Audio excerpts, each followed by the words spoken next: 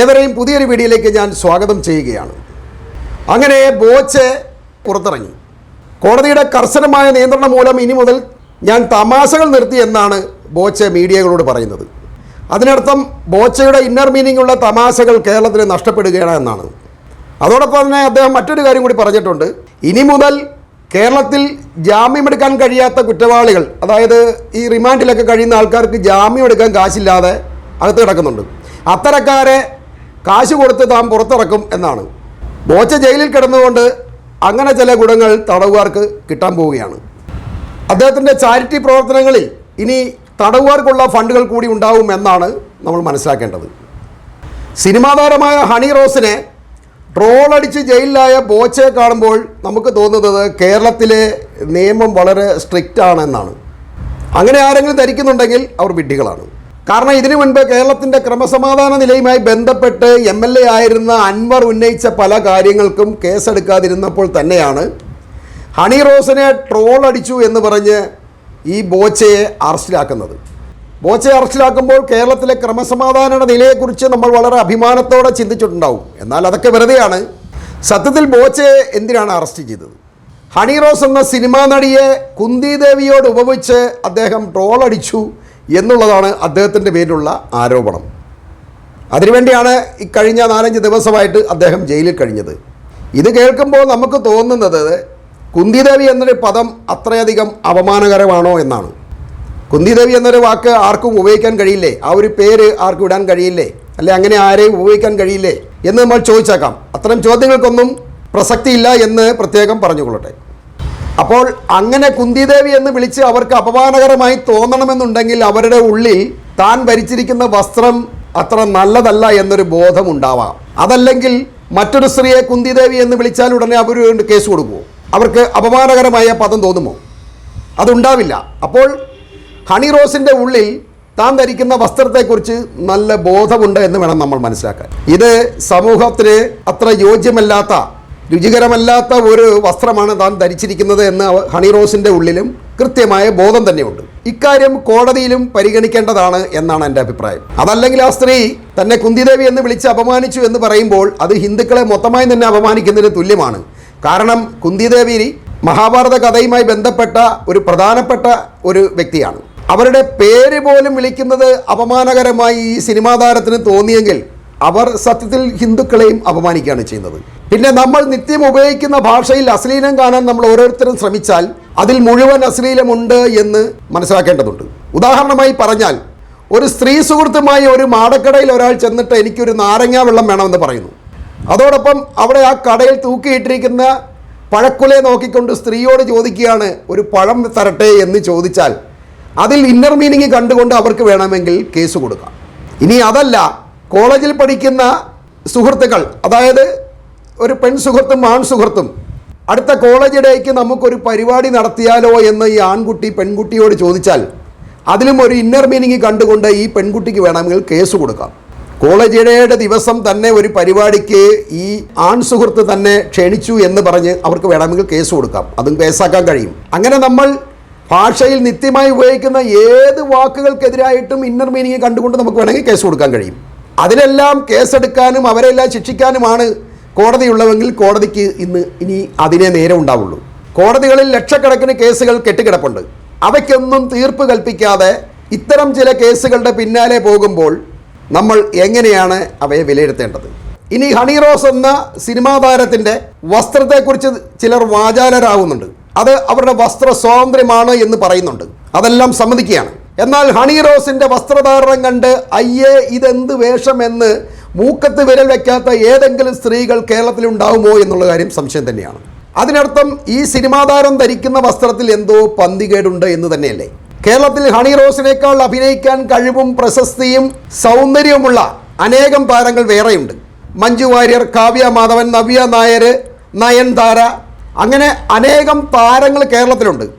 അവരൊക്കെ എപ്പോഴും ഈ ഹണി റോസിനേക്കാൾ ഏറെ പ്രശസ്തയാണ്, അവരെക്കാൾ അഭിനയിക്കാൻ കൂടുതൽ കഴിവുള്ളവരാണ് എന്ന് തെളിയിച്ചിട്ടുമുണ്ട്.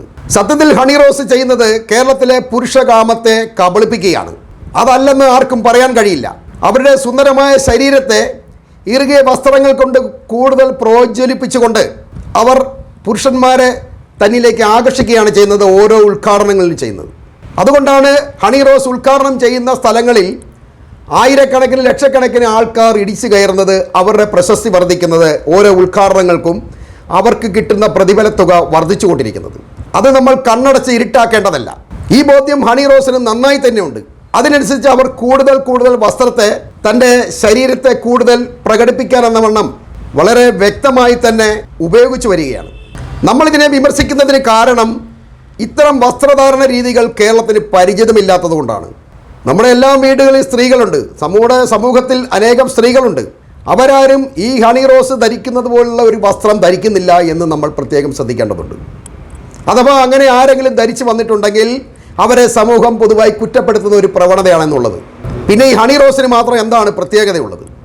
അവരുടെ വസ്ത്ര സ്വാതന്ത്ര്യത്തെക്കുറിച്ച് നിങ്ങൾ പറയുമ്പോൾ വസ്ത്രം ധരിച്ചു എന്ന് പറഞ്ഞാലും അവരുടെ ശരീരഭാഗങ്ങളെ പ്രോജ്വലിപ്പിക്കുകയല്ലേ ചെയ്യുന്നത്? അതല്ലേ അവരുടെ ബിസിനസ്. ഇവരുടെ ഉദ്ഘാടന സ്ഥലങ്ങളിലേക്ക് ഇടിച്ചു കയറുന്നത് ഇവരെ കാണാനല്ല, ഇവരുടെ വസ്ത്രവും ഇവരുടെ ആ വസ്ത്രത്തിനുള്ളിൽ ഒളിപ്പിച്ച് വെച്ചിരിക്കുന്ന ഇവരുടെ ശരീരത്തിൻ്റെ ആ സൗന്ദര്യവും നുകരാനുള്ളവരാണ്. അത്തരക്കാരാണ് ഇവരെ പ്രോത്സാഹിപ്പിക്കുന്നതും ഇവരുടെ വസ്ത്രധാരണത്തിന് എന്ത് കുഴപ്പം എന്ന് ചോദിക്കുന്നതും. അത് എല്ലാവർക്കും അതിന് കഴിയില്ല. കാരണം നമ്മുടെ സാമൂഹിക വ്യവസ്ഥിതി അങ്ങനെ തന്നെയാണ്. കേരളം ഒരു അമേരിക്കയോ അല്ലെങ്കിൽ യൂറോപ്യൻ രാജ്യങ്ങളോ ഒന്നുമല്ല. ഇവിടെ കേരളത്തിൻ്റെതായ ഒരു വസ്ത്രധാരണ രീതിയുണ്ട്. മറ്റുള്ളവരെ പ്രലോഭിപ്പിക്കാത്ത, മറ്റുള്ളവരെ കൂടുതൽ ആകർഷിപ്പിക്കാത്ത ഒരു വസ്ത്രധാരണ രീതി. ഇവിടെ സാരികൾ ധരിക്കുന്ന ലക്ഷക്കണക്കിന് സ്ത്രീകളുണ്ട്. എന്നാൽ അവരുടെ ശരീരഭാഗങ്ങളിൽ ഒരിക്കലും ആകർഷണം നമുക്ക് തോന്നാറില്ല. എന്നാൽ ഹണി റോസ് ധരിക്കുന്ന വസ്ത്രത്തിൽ അങ്ങനെയല്ല. അവർ പുരുഷന്മാരെയും കുട്ടികളെയും ആകർഷിപ്പിക്കുവാൻ വേണ്ടി ചില തന്ത്രങ്ങൾ പ്രയോഗിച്ചുകൊണ്ട് പ്രത്യേക രീതിയിലുള്ള വസ്ത്രമാണ് അവർ തുന്നി ധരിച്ചുകൊണ്ടിരിക്കുന്നത്. അതല്ലാതെ ഹണി റോസിനെ കുറ്റപ്പെടുത്തുകയല്ല. അവർക്ക് വസ്ത്രം ധരിക്കാനൊരു സ്വാതന്ത്ര്യമുണ്ട്, അതൊക്കെ സമ്മതിച്ചു. പക്ഷേ കേരളത്തിന് തനതായ ഒരു സംസ്കാരമുണ്ട്. നമ്മൾ ആധുനിക സംസ്കാരത്തിലേക്ക് എത്തിയിട്ടില്ല. കേരളത്തിൽ എല്ലായിടത്തും വേശ്യാവൃത്തിയും ലിവിങ് ടുഗദറും ഇതെല്ലാം നടക്കുന്നുണ്ട്. പക്ഷേ കേരളം അത് ഇപ്പോഴും അംഗീകരിച്ചു കൊടുക്കുന്നില്ല. അത് നമുക്ക് നിയമവിരുദ്ധമായ പ്രവൃത്തി തന്നെയാണ്. അതിലൊക്കെ കേരളത്തിന് ഒരു പ്രത്യേക മനസ്സുണ്ട്. അത് നമ്മൾ തിരിച്ചറിയണം. അത് കോടതിയും കണ്ടില്ല എന്ന് വെക്കുന്നത് അനീതിയാണ്. നമ്മുടെ സാംസ്കാരിക പൈതൃകം, നമ്മുടെ സാംസ്കാരിക മൂല്യം കെടുത്തുന്ന ഏതൊരു പ്രവൃത്തിയും കുറ്റകൃത്യമായി തന്നെ കാണേണ്ടതാണ്. അങ്ങനെ വരുമ്പോൾ ഹണി റോസും കുറ്റവാളി തന്നെയാണ്. ഈ ബോബി ചെമ്മണ്ണൂർ എന്ന് പറഞ്ഞ ആൾ സ്ഥിരമായി വഷളത്തരങ്ങൾ പറയുന്ന ഒരാളാണ്. സത്യത്തിൽ അയാളെ അറസ്റ്റ് ചെയ്തത് അയാളുടെ ആ വഷളത്തരങ്ങൾ നിറഞ്ഞ സംസാരം നിയന്ത്രിക്കാനാണ് എന്നുള്ള കാര്യത്തിൽ നമുക്ക് ഉറപ്പ് തന്നെയാണ്. അത്തരമൊരു താക്കീതാണ് കോടതി അദ്ദേഹത്തിന് നൽകിയിരിക്കുന്നത്. ബോബി ചെമ്മണ്ണൂർ അയാളുടെ പദവി, അയാളുടെ പ്രായം ഇതൊന്നും പരിഗണിക്കാത്ത ഒരു വ്യക്തിയായിട്ടാണ് മനസ്സിലാക്കാൻ കഴിഞ്ഞിട്ടുള്ളത്. പ്രായത്തെ മറന്ന് കോമാളിത്തരങ്ങൾ കാണിക്കുന്ന ഒരു വ്യക്തിയാണ്. തൻ്റെ കൊച്ചുമക്കളുടെ പ്രായം പോലും ഇല്ലാത്ത കുട്ടികളോടും അയാൾ അശ്ലീല വർത്തമാനങ്ങൾ പറയാറുണ്ട്. അതും തെറ്റാണ്. ബോബി ചെമ്മണ്ണൂർ അക്കാര്യത്തിൽ നിയന്ത്രിക്കേണ്ടതുണ്ട്. കോടതിയുടെ ആ നിർദ്ദേശം വളരെ അഭിനന്ദനാർഹമാണ് എന്ന് പറയാതിരിക്കാൻ കഴിയില്ല. ഈ ഹണി റോസ് ധരിക്കുന്ന പോലെ വ്യത്യസ്തമായൊരു വസ്ത്രമാണ് ഈ ബോബി ചെമ്മണ്ണൂരും ധരിക്കുന്നത്. ആ വസ്ത്രത്തിൻ്റെ പേരിൽ പലപ്പോഴും അയാൾ പരിഹസിക്കപ്പെടുന്നുണ്ട്. അതുപോലെ തന്നെ അയാളെ കമൻ്റ് അടിക്കുകയും അയാളെ വഷളത്തരങ്ങൾ പറയുന്ന ഒരുപാട് ആളുകളുണ്ട്. പക്ഷേ അതിലൊന്നും ഈ ബോബി ചെമ്മണ്ണൂർ കേസ് കൊടുക്കുന്നില്ല. അതും നമ്മൾ മനസ്സിലാക്കണം. അപ്പോൾ ഒരു സ്ത്രീ ആയാൽ ആർക്കെതിരെയും കേസ് കൊടുക്കാം എന്നുള്ളൊരു നിയമമാണ് ഇവിടെ ഉണ്ടാവുന്നത്. അത് അവർക്ക് നൽകുന്ന ഒരു ധൈര്യമാണ്. എനിക്കെതിരെ ആരും ഒന്നും പറയാൻ പാടില്ല, ഞാൻ എന്തും ചെയ്യും, അതിനെ നിങ്ങൾ എന്തിനാണ് ചോദ്യം ചെയ്യുന്നത് എന്നൊരു സ്ത്രീ ചോദിക്കുമ്പോൾ അത് അനീതിയാണ്. അതിനെ ചോദ്യം ചെയ്യേണ്ടത് കോടതി തന്നെയാണ്. കേരളത്തിൽ പുരുഷനും സ്ത്രീക്കും രണ്ട് നിയമങ്ങളാണെന്ന് പറയാതിരിക്കാൻ കഴിയില്ല. അതിൽ പ്രധാനം പീഡന കേസുകളാണ്. നമ്മൾ ഇപ്പോൾ പത്രങ്ങളിൽ വായിച്ചുകൊണ്ടിരിക്കുന്നത് പത്തനംതിട്ടയിൽ നടന്ന ഒരു പീഡന കേസിനെ കുറിച്ചാണ്. 63 പേരാണ് 13 വയസ്സ് മുതൽ 18 വയസ്സ് വരെ ഒരു പെൺകുട്ടിയെ പീഡിപ്പിച്ചത്. എന്നാൽ ഇതിലെ ഏറ്റവും രസകരമായ വസ്തുത എന്താണെന്നാൽ ഈ പെൺകുട്ടി ബസ് സ്റ്റാൻഡിൽ വെച്ച് പോലും തൻ്റെ കാമുകന്മാരുമായി ലൈംഗികത പങ്കുവച്ചിട്ടുണ്ട് എന്നുള്ളതാണ്. 13, 14, 15, 16, 17, 18 വയസ്സ് വരെ ലൈംഗിക ബോധമില്ലാത്ത ഒരു പെൺകുട്ടിയാണോ ഇക്കാര്യങ്ങളെല്ലാം ചെയ്യുന്നത്? 13 വയസ്സ് മുതൽ 18 വയസ്സ് വരെ ഈ ലൈംഗികത തുറന്നു വന്നിരുന്ന ഈ പെൺകുട്ടി അവസാനം ഒരു കൗൺസിലിങ്ങിലാണ് ഇക്കാര്യം തുറന്നു പറയേണ്ടി വരുന്നത്.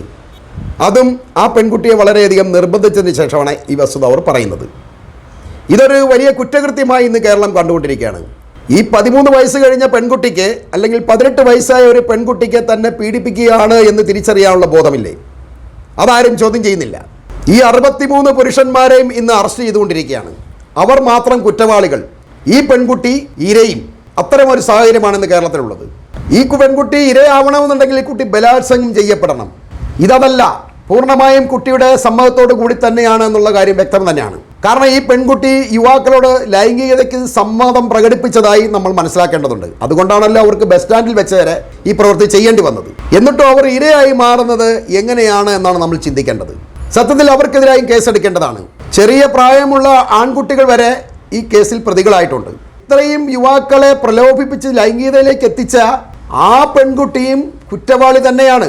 ഇതിന് യഥാർത്ഥത്തിൽ കേസ് അന്വേഷിച്ച് യുവാക്കളുടെ പേരിലാണോ പെൺകുട്ടിയുടെ പേരിലാണോ എങ്ങനെയാണ് പ്രലോഭനമുണ്ടായത്, ആരാണ് പ്രലോഭിപ്പിച്ചത് എന്ന് പോലീസ് അന്വേഷിച്ച് വേണം ഇതിൽ കേസെടുക്കേണ്ടത് എന്നാണ് പറയാനുള്ളത്. അല്ലാതെ മറ്റത് പെൺകുട്ടി ആയതുകൊണ്ട് ഇരയും ഇപ്പുറത്ത് ആണായതുകൊണ്ട് പീഡകനുമായി മാറുക എന്നുള്ളത് അനീതി തന്നെയാണ്. ഇത് ഈ പത്തനംതിട്ട കേസിൽ മാത്രമല്ല, കേരളത്തിൽ ഇന്ന് നടക്കുന്ന ഭൂരിപക്ഷം പീഡന കേസുകളിലും ഇത്തരം കാര്യങ്ങളാണ് സംഭവിച്ചുകൊണ്ടിരിക്കുന്നത്. പെൺകുട്ടിയെ പോലെ തന്നെ പുരുഷനും അഭിമാനമുണ്ട്. അവനും നാളെ സമൂഹത്തിൽ തലയുയർത്തി നടക്കേണ്ടവനാണ്. അവൻ മാത്രം പീഡന കേസിൽ ശിക്ഷിക്കപ്പെടുകയും പെൺകുട്ടി ഇരയായി മാന്യമായി സമൂഹത്തിലൂടെ നടക്കുകയും ചെയ്യുമ്പോൾ സത്യത്തിൽ നിയമം കണ്ണ് മൂടപ്പെടുകയാണ് ചെയ്യുന്നത്. ഇക്കാര്യം തുറന്നു പറഞ്ഞാൽ ഞാനൊരു പെൺവിദ്വേഷിയാണ്, അല്ലെ സ്ത്രീ വിരോധിയാണ് എന്ന് പറഞ്ഞേക്കാം. ഒരിക്കലുമല്ല, അങ്ങനെ ആവാൻ കഴിയില്ലല്ലോ. കാരണം എനിക്കും എൻ്റെ വീട്ടിൽ സ്ത്രീകളുണ്ട്. അപ്പോൾ അവരെ ഞാൻ പരിഗണിക്കുമ്പോൾ അതുപോലെ തന്നെ എനിക്ക് സമൂഹത്തിലെ മറ്റു സ്ത്രീകളെയും പരിഗണിക്കേണ്ടതുണ്ട് എന്ന് പറഞ്ഞ് ഒരു സത്യം പറയാതിരിക്കാൻ പാടില്ല. ആ സത്യം പറയാതിരിക്കുമ്പോഴാണ് നമ്മൾ തെറ്റുകാരാകുന്നത്. ലൈംഗികത എന്ന് പറയുന്നത് ഒരു പുരുഷൻ മാത്രം വിചാരിച്ചാൽ സാധിക്കില്ല. അത് സ്ത്രീയും പുരുഷനും തുല്യമായി തന്നെ വിചാരിക്കണം. നമ്മുടെ നാട്ടിൽ ഈ അടുത്ത നാൾ സിനിമാക്കാർക്കിടയിൽ ഹേമ കമ്മീഷൻ്റെ ഒരു റിപ്പോർട്ട് വന്നിരുന്നു. അതിലും ഇരകൾ മുഴുവൻ പുരുഷന്മാരാണ്. ഒരു സ്ത്രീ ഒരു പുരുഷനെതിരായി ആരോപണം ഉന്നയിക്കുമ്പോൾ അവൻ കുറ്റവാളിയാണെന്ന് തെളിയിക്കാനുള്ള ബാധ്യതയും ആ സ്ത്രീ തന്നെയാണ് ഏറ്റെടുക്കേണ്ടത്. അതിനുള്ള തെളിവുകൾ അവൾ കോടതിക്ക് മുന്നിൽ കൊടുക്കേണ്ടി വരും. അത് പല കേസുകളിലും ഉണ്ടാവുന്നില്ല. സ്ത്രീകളെ സമൂഹം പ്രത്യേകം പരിഗണിക്കേണ്ടതുണ്ട്, പരിരക്ഷിക്കേണ്ടതുണ്ട്. അത് നിയമം കൊണ്ട് നന്നായി തന്നെ ചെയ്യണം. എന്നാൽ അതിനെ മുതലെടുക്കുന്ന ആ നിയമത്തെ ദുരുപയോഗം ചെയ്യുന്ന സ്ത്രീകളെ ശിക്ഷിക്കേണ്ടതുമുണ്ട്. അതിവിടെ സംഭവിക്കുന്നില്ല. കേരളത്തിലെ സാഹചര്യത്തിൽ ബലാത്സംഗം ചെയ്യുക എന്ന് പറയുന്നത് വളരെയധികം ബുദ്ധിമുട്ടുള്ള കാര്യമാണ്. കാരണം ബലാത്സംഗം ചെയ്യപ്പെടുമ്പോൾ സ്ത്രീക്ക് ഒച്ച വെച്ചാൽ പോലും തൊട്ടടുത്ത് നിന്ന് ആൾ ഓടി വരാൻ സാധ്യത വളരെ കൂടുതലാണ്. അത്രയും അടുത്താണ് നമ്മുടെ നാട്ടിൽ സമൂഹം ഉള്ളത്. ഓരോ മനുഷ്യർക്കൊപ്പവും സമൂഹമുള്ളത് അത്രയധികം വളരെ അടുത്താണ്. അപ്പോൾ അത് ഒച്ച വയ്ക്കാതിരിക്കുകയും അല്ലെങ്കിൽ പ്രതിഫലം പറ്റുകയൊക്കെ ചെയ്തിട്ട് പിന്നീട് തന്നെ ബലാത്സംഗമായിരുന്നു എന്ന് പറയുന്നത് അത് തെറ്റ് തന്നെയാണ്. അത് ചോദ്യം ചെയ്യപ്പെടേണ്ടതാണ്. സ്ത്രീയെപ്പോലെ തന്നെ പുരുഷനും നിയമത്തിൽ തുല്യ അവകാശമുണ്ട്. രണ്ടുപേർക്കും തുല്യമായി തന്നെ വേണം നിയമം വീതിക്കപ്പെടേണ്ടത്. അതല്ലാതെ സ്ത്രീക്ക് മാത്രമായി നിയമം പ്രത്യേക പരിഗണന കൊടുക്കുമ്പോൾ പുരുഷൻ പിന്തള്ളപ്പെടുകയാണ് ചെയ്യുന്നത്. നമ്മുടെ സമൂഹത്തിൽ ആൺകുട്ടികൾ വളർന്നു വരുന്നുണ്ട്. എന്നാൽ ആ ആൺകുട്ടികൾക്ക് യാതൊരു നിയമപരിരക്ഷയുമില്ലാതെ പെൺകുട്ടികൾക്ക് മാത്രം നിയമപരിരക്ഷ നൽകുമ്പോൾ ഈ ആൺകുട്ടികൾ നിരാശപ്പെടുകയാണ് ചെയ്യുന്നത്. അവർ മാനസികമായി ദുർബലപ്പെടുകയാണ് ചെയ്യുന്നത്. കാരണം ഒരു പെണ്ണിനോടൊപ്പം അല്ലെങ്കിൽ ഒരു സ്ത്രീയോടൊപ്പം ജോലി ചെയ്യുമ്പോൾ ഒരു തമാശ പോലും പറയാൻ പറ്റാത്തൊരവസ്ഥയിലേക്കാണ് ഇത്തരം കാര്യങ്ങൾ ചെന്നെത്തിക്കുന്നത്. അതുപോലെ തന്നെ 2 കൊല്ലം മുമ്പ് ഒരു സ്ത്രീ ബസ്സിൽ വെച്ച ഒരു പുരുഷനെ അവനെ പ്രലോഭിപ്പിച്ച് അവൻ്റെ സിബൂരുവോ മറ്റോ ചെയ്തിട്ട് ഇവൾ തന്നെ ഒച്ച വെച്ച് ബഹളമുണ്ടാക്കി ആളെ കൂട്ടി അവനെ അറസ്റ്റ് ചെയ്ത് ജയിലിലിട്ടു. ഇത് പിന്നീട് അന്വേഷിച്ച് വന്നപ്പോഴാണ് അറിയുന്നത് ഇവൾ ഇൻസ്റ്റാഗ്രാമിൽ ഇവളുടെ ഫോളോവേഴ്സിനെ കൂട്ടാനും അതിലൂടെ പണം സമ്പാദിക്കാനുമാണ് ഈ പ്രവൃത്തി ചെയ്തതെന്ന്. എന്നിട്ടും അവൾ കുറ്റവാളിയല്ല. അവൾ ഇന്നും അവളുടെ ഇൻസ്റ്റാഗ്രാമിൽ നഗ്നമായ ചിത്രങ്ങൾ ഇട്ടുകൊണ്ടിരിക്കുകയാണ്. എന്നാൽ ഈ ശിക്ഷിക്കപ്പെട്ടവനോ അവൻ്റെ കുടുംബം, അവൻ്റെ വീട്ടിലെ മറ്റുള്ള അംഗങ്ങളുടെ മുന്നിൽ അവൻ വെറും സ്ത്രീലംബടനാവുകയാണ്. ഇതുതന്നെയാണ് കേരളത്തിലെ പല കേസുകളിലും സംഭവിക്കുന്നത്. അതുപോലെ സ്ത്രീകൾ മൂലം ഹണി ട്രാപ്പ് എന്ന പേരിൽ ഒരുപാട് പേർ കബളിപ്പിക്കപ്പെടുന്നുണ്ട്. ലക്ഷക്കണക്കിന് ആൾക്കാരുടെ പണം നഷ്ടപ്പെടുന്നുണ്ട്. അവർക്ക് വൻ തുകകൾ നഷ്ടപ്പെടുന്നുണ്ട്. എന്നാൽ ഈ സ്ത്രീകളാരും ശിക്ഷിക്കപ്പെടുന്നതായി നമ്മൾ കാണുന്നില്ല. അവർ പിന്നെയും ഇത് തന്നെ തുടർന്നുകൊണ്ടിരിക്കുകയാണ്. അത് വലിയൊരു കുറ്റകൃത്യം തന്നെയാണ്. മറ്റുള്ളവരെ കബളിപ്പിച്ച് പണമുണ്ടാക്കുക, തൻ്റെ നഗ്നത കാണിക്കുക, എന്നിട്ട് അതിലൂടെ പണമുണ്ടാക്കുക. ഇപ്പം നമ്മുടെ യൂട്യൂബിലൊക്കെ കാണാം ചില സ്ത്രീകൾ, ഒരുപാട് സ്ത്രീകളുണ്ട്. അതിപ്പം ഓരോരുത്തരും മുന്നോട്ട് വന്നുകൊണ്ടിരിക്കുകയാണ്. അവർ തൻ്റെ നഗ്നത കാണിച്ച് കുട്ടികളെ വരെ ടിക്കറ്റ് വെച്ച് ആളെ കയറ്റുകയാണ് യൂട്യൂബിലേക്ക്. അതിൽ ഞാൻ ആരുടെയും പേരെടുത്ത് പറയുന്നില്ല, അതിന് കേസുണ്ടാവണ്ട. കേരളത്തിലെ ഏറ്റവും വരുമാനമുള്ള സ്ത്രീയുണ്ട്. അവരെന്താ, അവരോരോ വഴുതനങ്ങ വെള്ളരിക്ക പോലത്തെ സാധനം എടുത്ത് വെച്ച് ഇതാണ് ഞാൻ ഉപയോഗിക്കുന്നത് എന്ന് പറഞ്ഞ് തമ്പനയിലിടും. പിള്ളേരിത് കണ്ട് ഇടിച്ച് കയറും. നോക്കുമ്പോൾ എന്താ വീട്ടിലെ വിശേഷങ്ങൾ അവർ പറയുന്നത്, ഓടുക ചാടുക. അവരും ചെയ്യുന്നത് തന്നെയാണ്, അവരുടെ ശരീരഭാഗങ്ങൾ പ്രൊജക്റ്റ് ചെയ്യിപ്പിക്കുക. എന്നിട്ട് കുട്ടികളെ ആക്ഷേപിക്കുക. മറ്റൊരു സ്ത്രീയുണ്ട്, അവർ നഗ്ന ചിത്രങ്ങൾ, അവരുടെ വീഡിയോകൾ സ്ഥിരമായി തന്നെ പ്രദർശിപ്പിക്കുകയാണ്. എന്നിട്ട് അവർ ചാനലുകളിൽ വന്നിരുന്ന് അഭിമാനത്തോടെ സംസാരിക്കുകയാണ്.